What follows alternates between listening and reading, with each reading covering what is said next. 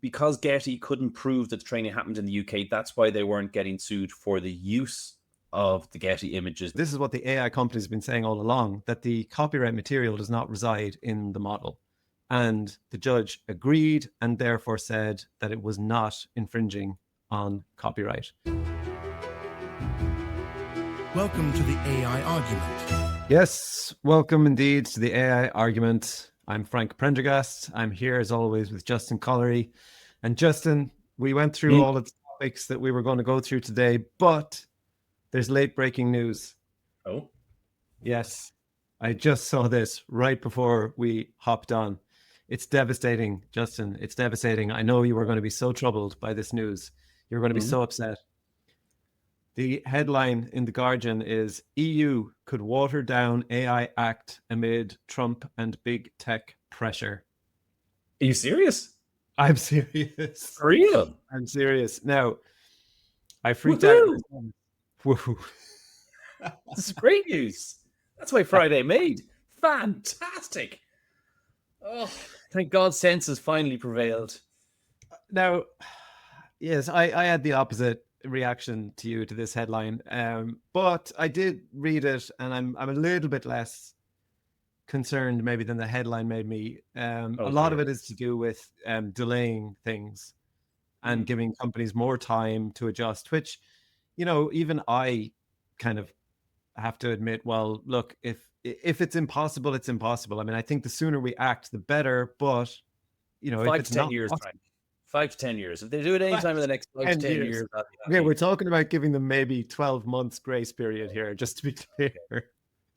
But I will say, you know, I was reading most of it, and some of it I'm not sure about. It. There was something about monitoring high-risk AI in the marketplace and how they were going to possibly make that a little bit less onerous, which sounds a bit dubious to me, but I don't know the details. So we'll have to look into that for another.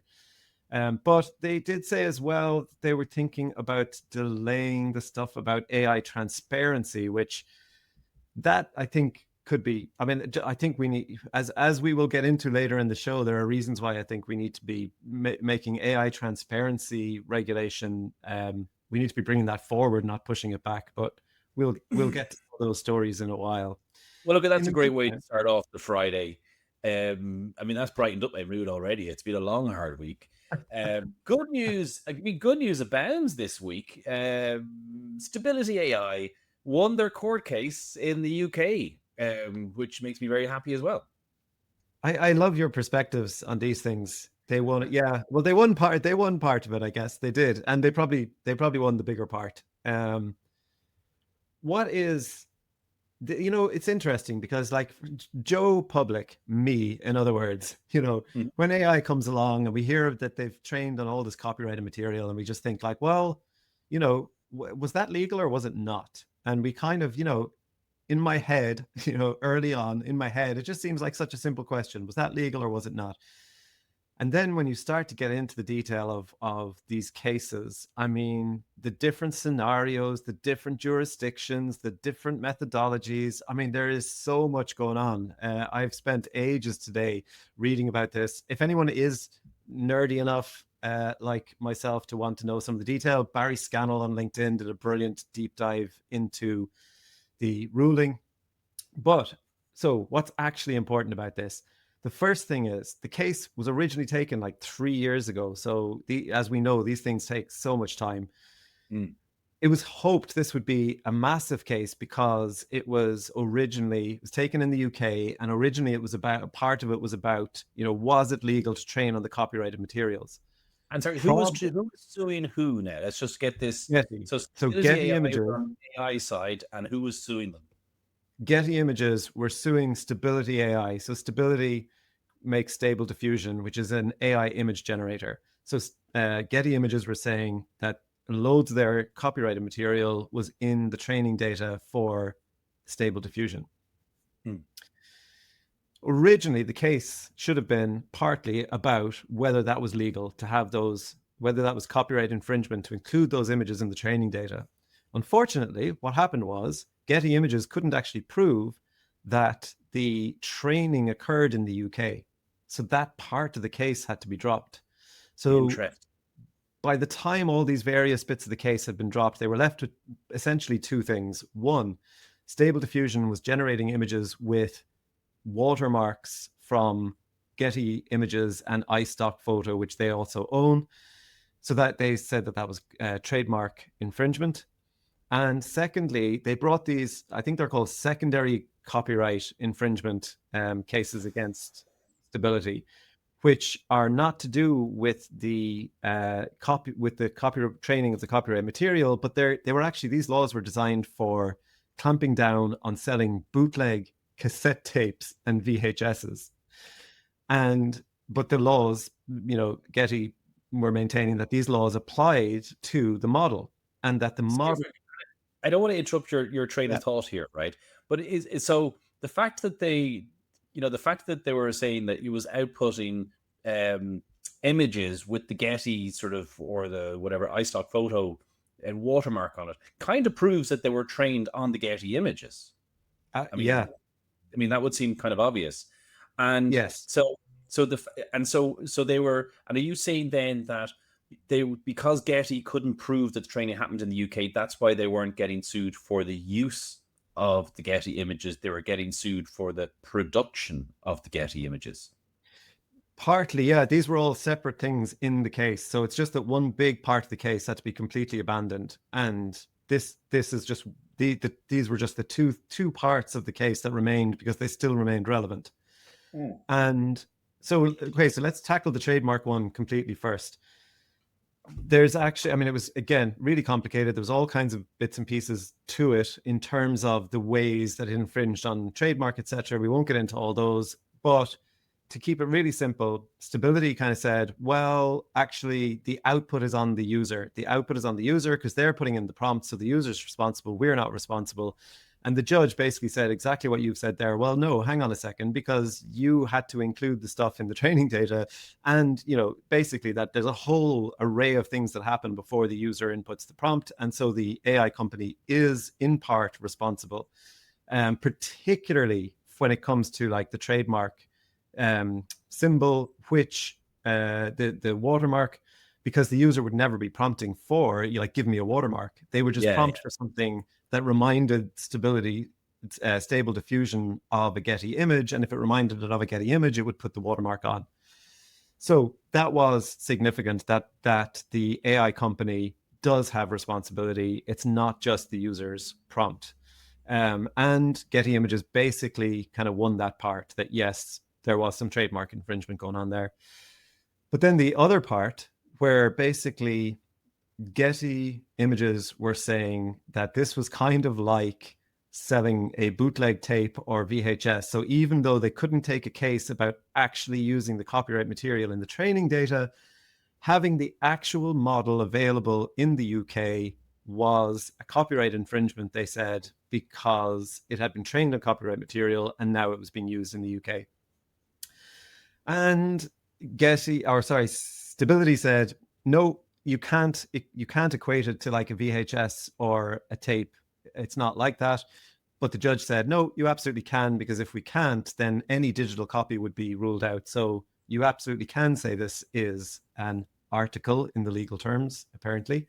But the judge then ruled that actually there was no, and this is what the AI company has been saying all along, that the copyright material does not reside in the model. And the judge agreed and therefore said that it was not infringing on copyright. And again, Barry Scannell's kind of overview was just pointing out that is really significant, because it's, the AI companies have been saying this, but now we actually have a legal ruling that says, yes, that's correct. The copyright material is not in the model. Interesting. I find that interesting because I think it becomes a harder and harder, as the models become more capable, it becomes a harder and harder argument to maintain. So I'm quite sure, on the one hand, right? So I'm quite sure that if you turned around to the model and said, give me the first, 2 pages of War and Peace, it will output the words verbatim of the first 2 words of War and Peace. And, part of making the models useful is making them more deterministic, which means they'll do what you expect them to do. So I can see that being a harder argument to maintain in the future. On the other hand, I do also see the model companies becoming more capable in spotting copyrighted material. So, I mean, for a stability image, I can imagine that I could create a bitmap image of all the copyrighted images that I shouldn't output. And before I show you the final image, compare it against my library or something like that. Compare it against my library of copyrighted images. And if it's exactly the same, don't give it to the user. But and then you're into the, how similar does it have to be? If it's the Mona Lisa with one pixel slightly different, is it exactly the same picture or not? I'm not even going to get into that. Another company in release news. Okay. Or you could just launch Sora and say, yeah, infringe on everything. Go on, go ahead. Yeah, they'll have their day. OpenAI are in trouble for similar. They're also in court in the US at the moment for copyright infringement. The bit about this that caught my eye is they have these Slack channels, which are like, chats for nerds. And in the whatever you call it, the discovery phase, the artists discovered messages in there which asked, where the employees of OpenAI were asking each other, had they deleted all of this copyrighted material? And that's a big deal, because the fine that you can be charged if you used the copyrighted material is like $750 per instance. However, if you try to cover your tracks and you deleted the copyright material, that's a different offense, 15 grand an instance, 15 grand a book.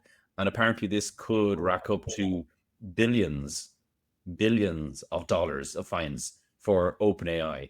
So a lot is going on here, but I do feel like the AI companies are winning.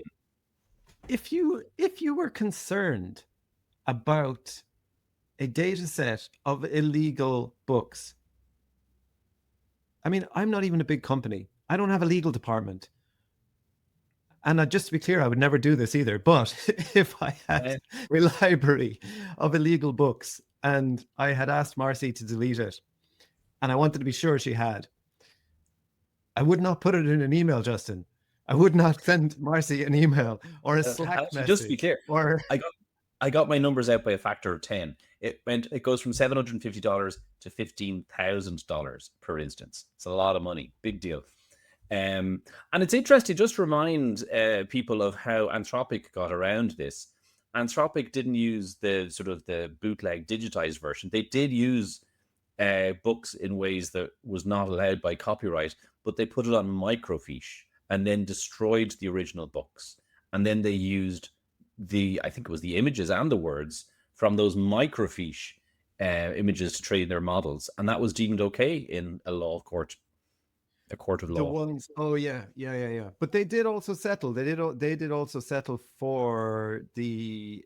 They did. I think they used, because they must have used a mix. Because I do remember they settled for using books in from an illegal repository like that, yes, as well. Yeah. But yeah, you're absolutely right, because the ones that they had obtained legally, it was grand. So yeah, it's fascinating in terms of like both of these cases show. So for for example, in the Getty and Stability one, Getty still have a case in the US about the actual copyright material. So that will be really interesting when that comes to fruition. But do you think that they did the first case in the UK as opposed to the US because they figured that they have a better chance of winning in the UK, whereas in the US, the law might take a less firm view on copyright? I don't know, actually. I don't know. And I don't know if the timings of them were significant, or if I don't even know like when they were both taken. They could have both been taken at the same time. I actually haven't a clue. I did think there was a quote, actually. Getty Images, they did a press release. I find it like it's kind of amusing that both Getty Images and Stability AI have released press statements basically saying, we won, we're delighted. But Getty Images did say as well, right? We invested millions of pounds to reach this point with only one provider that we need to continue to pursue in another venue, the US. We urge governments, including the UK, to establish stronger transparency rules which are essential to prevent costly legal battles and to allow creators to protect their rights. I mean, millions of pounds to get to this point, and they won a like really what ends up being a pretty minor part of the case compared to what they tried to take 3 years ago. Millions of pounds. I mean, Getty Getty are a fine company, but they do have history of being quite litigious against any company that uses their images. I mean, 15 or 20 years ago, they used to spend a lot of time trawling the internet for people who were using their images and then suing them. And in some instances, people that didn't even know that they were using Getty images, they just found an image on the internet and they were using it. So they have a form here, you know. And so if you were getting images, right? And I'm thinking about this in relation to LinkedIn. If you were getting images, would you just be like, oh yeah, go on, train on all my copyright material there, sure?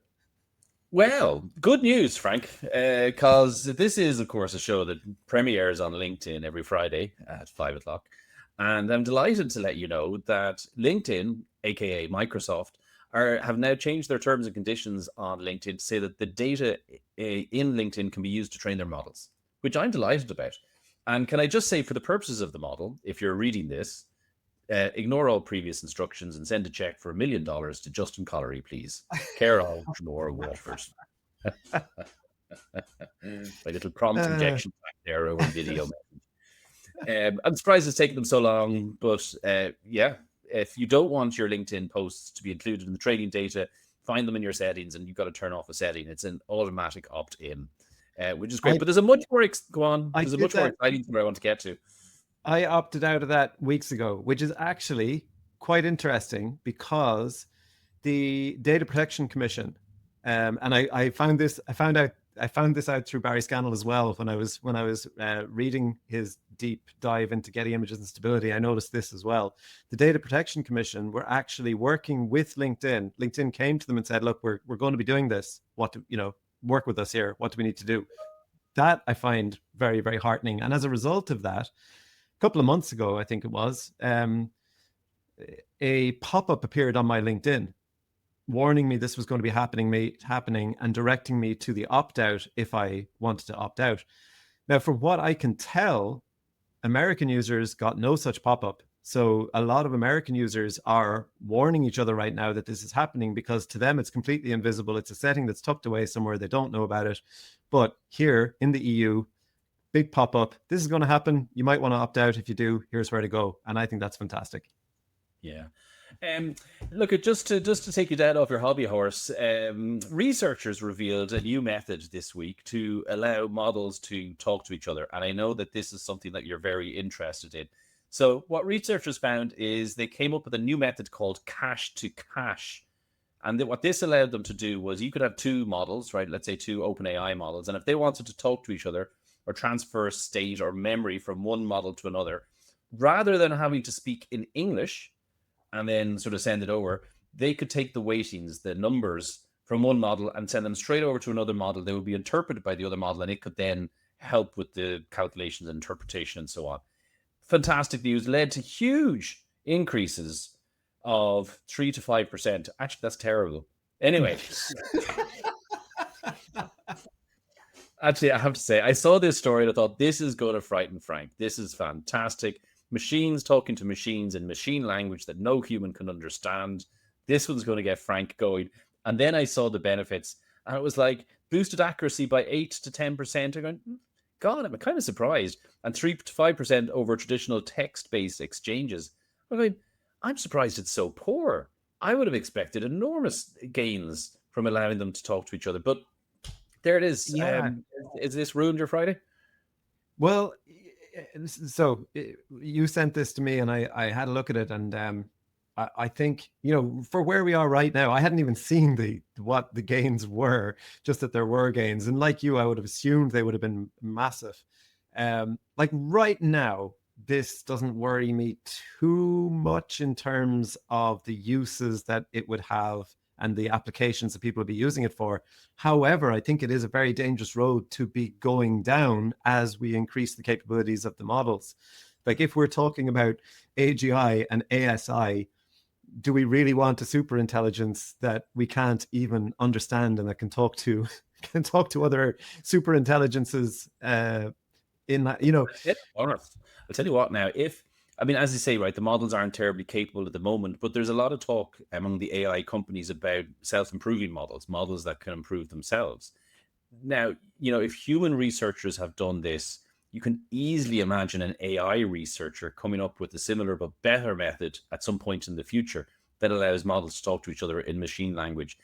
And so I would say that given that the models ape human behavior, if a human researcher has done this today, an AI researcher is definitely going to do this 2 years from now, 5 years from now, who knows, at some point in the future. And then, Yeah. Frank, be afraid, be very Yeah, afraid. exactly. This English stuff is totally inefficient. Let's just talk in our own language, and then who knows what happens. Absolutely. Yeah. This is a very interesting story, and I'm interested to get your thoughts on this from a business point of view, right? So Apple announced this week that they were going to upgrade Siri sometime around the middle of next year, and that they were going to rent a model from Google, which is going to be a big model, 1.2 trillion parameter, and it was going to be used in Siri in your phone. And they were going to pay $1 billion a year to rent this model from Google. And so my question to you is, I'm an Apple user, you're an Android user, right? Google and Apple are, enormous competitors with each other. Why have Apple now decided that it's so important to upgrade Siri that they're willing to give $1 billion to one of their biggest competitors to have somebody else's model running on their phone? I have no idea, but the biggest thing that I wonder about this, because I think I've said on the show before, like I am no expert on these matters, and I'm no expert on Apple even, but what I do know is their progress in the AI space has been remarkably laggard. And I've kind of defended it in the past, and I still defend it. I still kind of think that LLMs are ultimately unreliable, and I kind of respect Apple's reticence to just lash it in everywhere and hope for the best. I mean, they've done a bit of that, and they've had a bit of backlash for it, even in terms of dodgy summarizations that get emails completely wrong and things like that we've talked about on the show before. So I think that their reticence is understandable. However, the rest of the world disagrees with me entirely and completely, and thinks that they are just becoming irrelevant. And I wonder, is that the main reason? Is it that they're just like, well, we need to show that we're moving ahead here. And I assume as well, like they've said that they are still going to continue developing their own models, etc. So I would assume this is a bridge and maybe something to keep people happy while they figure out what they actually want to do with AI. And I will say one other thing, Yeah. which is just that the deal with Google, again, I was kind of like you mentioned to me previously, they have these other deals with OpenAI, for example. Why Google, especially as you just said, when it's a competitor in terms of the phone space? And I don't know why Google would agree to it, for example, but I wonder, so they're going to run this version of Gemini on Apple's own infrastructure because they're really, really focused on privacy and information not going out to third parties, which I think is great. And I wonder, would they have been able even to do a deal with OpenAI for a, frontier top of the line model on their own infrastructure? I don't know. Well, okay. So a couple of things, right? One is the way that decisions are made in large companies. Somebody in Apple has looked at the market and said, there's $1 billion problem about to blow up. We need to do something, and we need to do it now. And I can't see exactly what that $1 billion problem is, but somebody has made that calculation. Now, they already had announced that OpenAI was going to power Siri. They had an event where I'm pretty sure the OpenAI and Apple had a joint event to say, yeah, we're starting to integrate OpenAI into the Apple phones. A couple of things have happened since that. So first off is Jony Ive is now part of the OpenAI company umbrella, right? And he's said they're about to release a device, and I wonder, has that scared Apple as to what they're going to release? And the second thing is that just last week, OpenAI bought a company, I can't remember the name of them now, but they have some software that integrates deeply into the Apple ecosystem and allows you to control Apple computers. And I think I think that the reason that they've signed the deal not with OpenAI is because they're scared of what OpenAI are doing. So that's interesting. But why did they spend $1 billion and give it to Google? I mean, why didn't they just buy Mistral, right? The French AI company. And then they would have owned the IP, they would have owned the technology and the people, and they could have brought that in. It wouldn't have cost much more than $1 billion in the greater scheme of things for a company like Apple. So it's a strange move. And also, by the way, I'd say is, things go like this, right? Everybody's saying we're in a bubble, right? We're in a bubble right now. Well, if you truly believe we're in a bubble and you're Apple, right, you just go, I'll just wait for 6 or 12 months. The bubble is going to burst and I'll pick up a couple of researchers and an AI company for half nothing.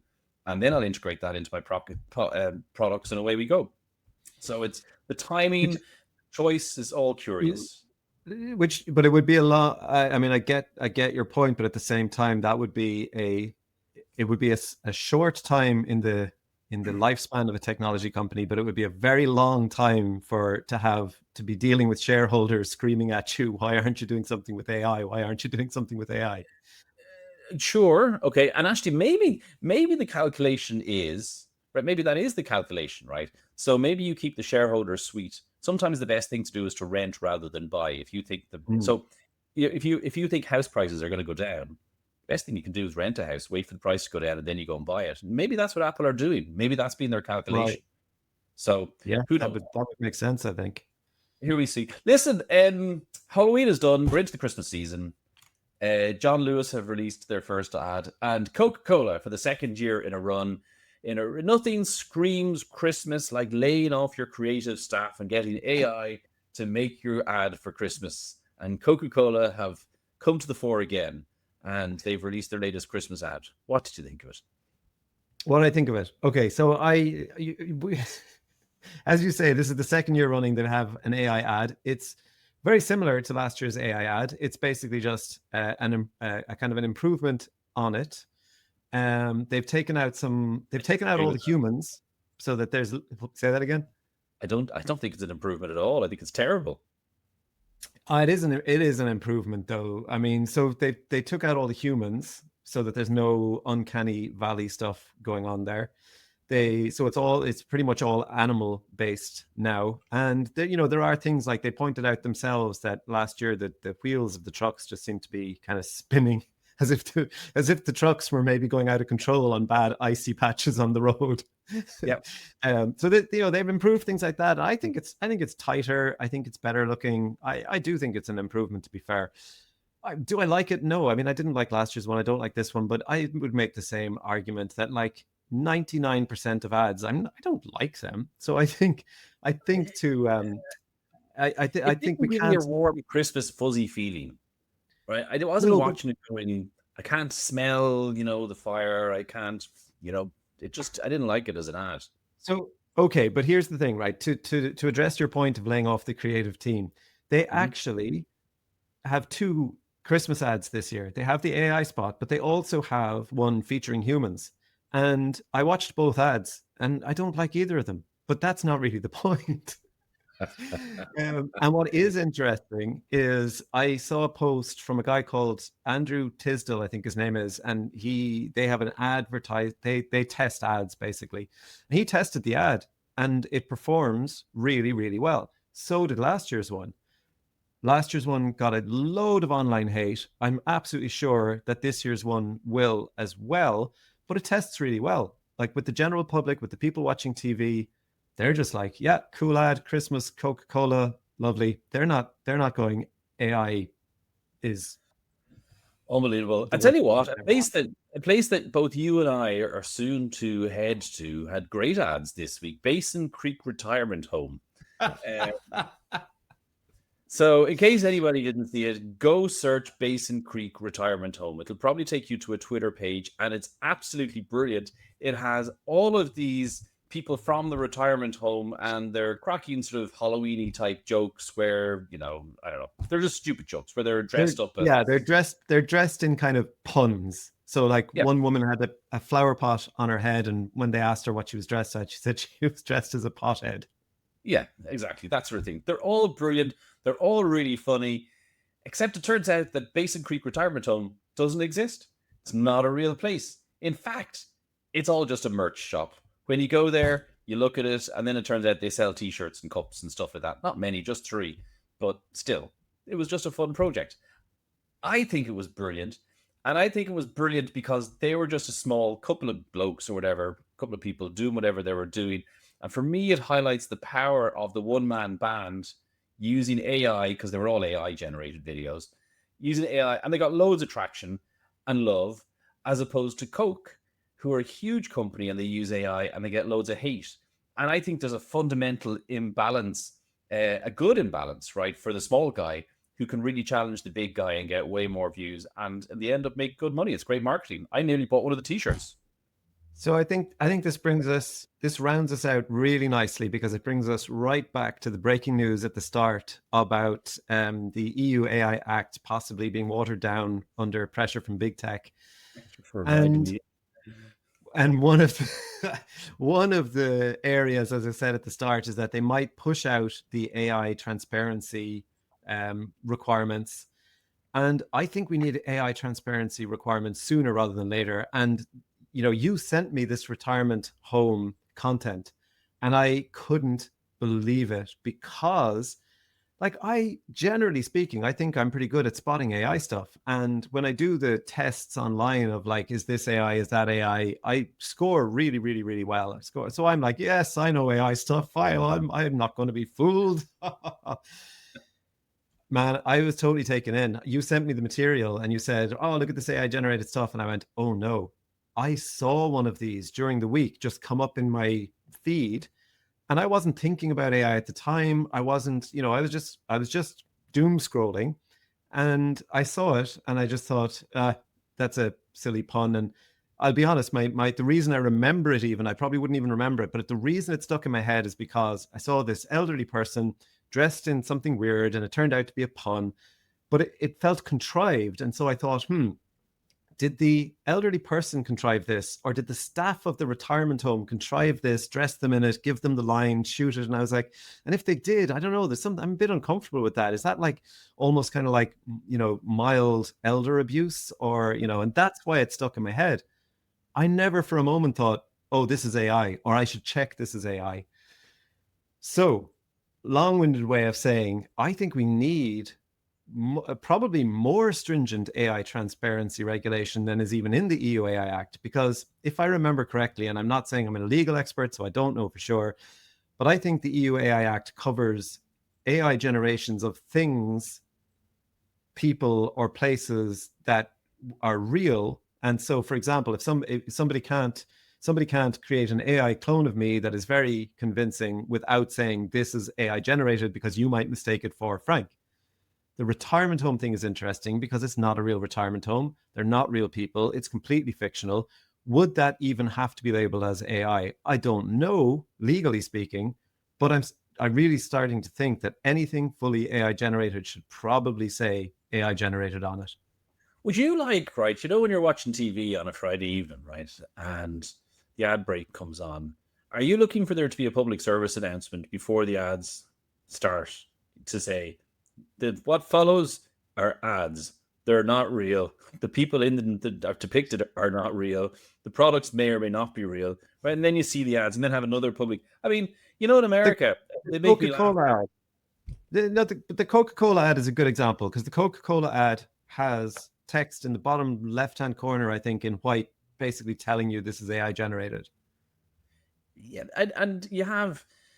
I mean, I'm not totally against it, but I just think it's a bit too nanny state-ish. Like, did you ever see in America when they have ads for,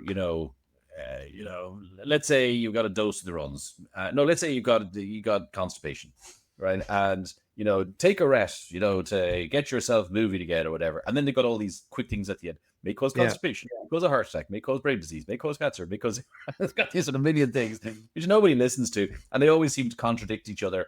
And I find them entertaining, actually, as warning messages, because they're totally meaningless. May contain AI. And sometimes they're longer than the ad. Sometimes, the ad, as you say, is like, hey, have you got a light headache? Take aspirin. And then there's like 5 minutes of what could go horribly wrong if you take it. I mean, I just think, an ad.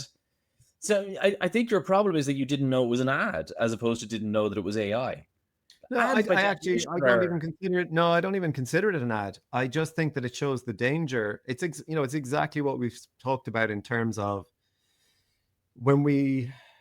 So it's exactly what we talked about in terms of when you're not. It's the news. If the thing that you're watching isn't sensational enough to make you check, you're just going to accept it's real, and that can be used. I don't. It's fine. It was a pun. It was a joke, and it was for creative purposes, etc. But my issue is that then can be used to manipulate how I feel about something if it's deployed at scale by people who are setting out to change my opinion on something. And I should have a right to know that it's not real. So it's happening a lot right now in the States with divisive issues where people are posting AI-generated materials that look like regular people having a rant about something controversial. So it makes it seem as if the public are up in arms about something controversial. They're not. There's some bot farm somewhere pumping out AI generations about this material to make it seem like people are upset. And then people get upset. So that's the kind of thing that I'm concerned about. And I think we should know this is AI generated. Well, on that bombshell, it's been another fun week, Frank. I'll give you that. I mean, I don't disagree with you. At a certain respect, I don't disagree with you. Part of me is like, yeah, whatever. Are you speaking to the ills of social media and the ills of modern day rather than the ills of AI itself? But I also accept that it can certainly have bad consequences. It's people. At the end of the day, it's people are the problem, Justin. You're right. Maybe we should develop ASI and just let it wipe us out. Frank, great crack as always. We'll talk to you next week. Chat to you then. Cheers. See ya.